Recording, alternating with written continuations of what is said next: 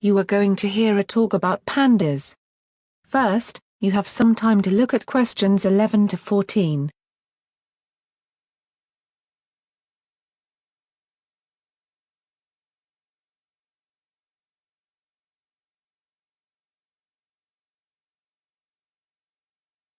Now listen carefully, and answer questions 11 to 14.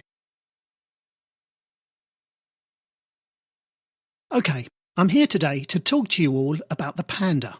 It is a species of bear that is under great threat from the damage that humans are doing to the places where they live. The panda is a peaceful animal that has a black and white coat and is loved around the world.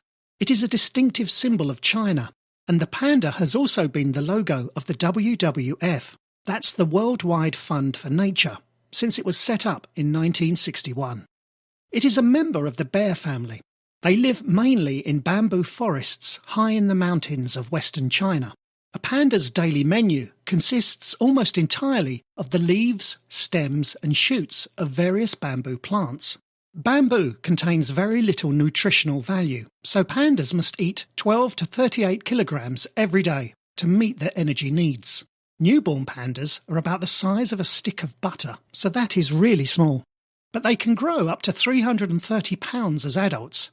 They are dependent on their mothers for the first few months of their lives. Panda cubs start to climb trees when they're only 6 months old, and as adults, the pandas make excellent climbers, despite their big weight. A panda's average life in the wild is 14 to 20 years, but a panda can live up to 30 years when they are looked after in places such as zoos.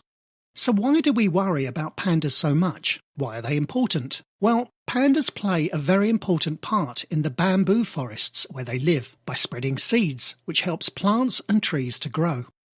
In the Yangtze Basin, where pandas live, the forests are full of a vast variety of amazing wildlife, such as dwarf blue sheep, multicoloured pheasants, and other species that are in danger of extinction, including the golden monkey.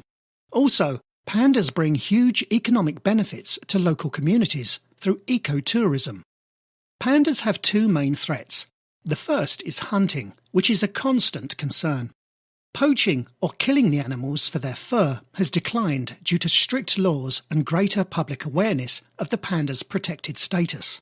But hunters seeking other animals in panda habitats continue to kill pandas accidentally.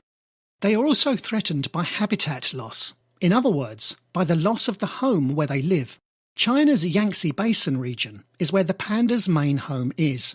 But this area is an important economic region for this booming country. So roads and railroads are being built, and these are increasingly destroying the forest. This means that panda populations get separated, and so they can't find a partner to mate with and have babies. Destroying the forest also reduces pandas' access to the bamboo they need to eat to survive. Now, you have some time to look at questions 15 to 20.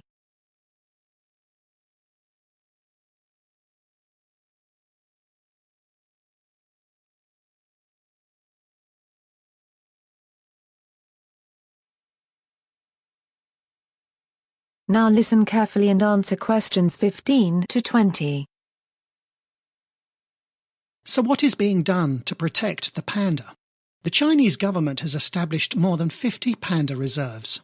Reserves are places in the wild where animals are protected. However, only around 61% of the country's panda population is protected by these reserves. The WWF is also playing a big part in protecting the panda. The idea for the WWF logo came from Chi-Chi, a giant panda that had arrived at London Zoo in 1961, the same year WWF was created. The people who set up the WWF were aware of the need for a strong symbol that everybody around the world would recognise. They agreed that the big, furry animal with her cuddly, black-patched eyes would make an excellent logo. This has helped to encourage many people to help support the panda. Controversially, a well-known television presenter called Chris Packham, who has hosted programmes about animals for many years on British TV, said pandas might not be worth saving. He explained that pandas are extraordinarily expensive to keep going. We spend millions and millions of pounds on this one species, but much less on others. He argues that it would be better to take all this money we spend on pandas and look after other natural places such as rainforests around the world. He says we have to accept that some animals are stronger than others. The panda is a bear that eats a type of food that isn't very nutritious. It gets diseases easily, and it's very difficult to breed. He thinks that extinction is very much a part of life on Earth, and we're going to have to get used to it in the next few years because climate change is going to result in all sorts of animals disappearing. However, I don't agree with him. The panda is quite a weak animal, but this is not why it is going to die or become extinct. When he says that if you leave them be, they will die out, that's simply not true. The reason it is in danger is because of the damage that humans are doing to the forests that they live in. If we don't destroy this, then they will survive in the same way that they have for thousands of years. And also, the places where the pandas live should be protected anyway. The panda shares its home with the red panda, golden monkeys, and various birds that are found nowhere else in the world. The pandas' numbers are increasing in the wild, so I don't see them dying out.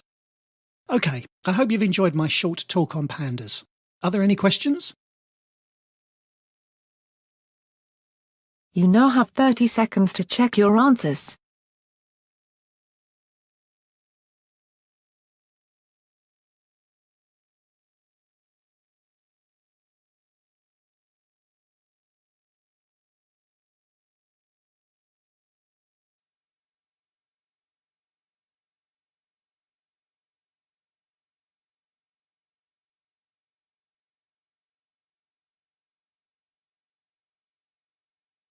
That is the end of section 2.